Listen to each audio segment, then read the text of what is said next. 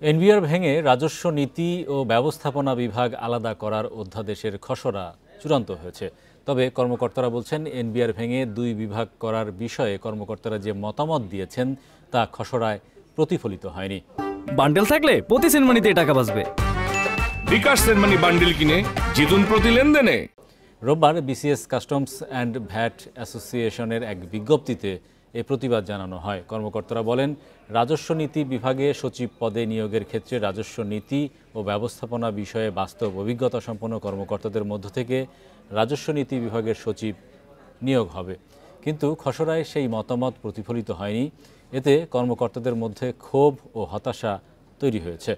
তারা বলছেন, রাজস্ব বিভাগে অভিজ্ঞদের চেয়ারম্যান হিসেবে নিয়োগ না করে বাইরে থেকে নিয়োগ করা হলে যে উদ্দেশ্যে এনবিআর দুই ভাগ হচ্ছে তা ব্যাহত হবে।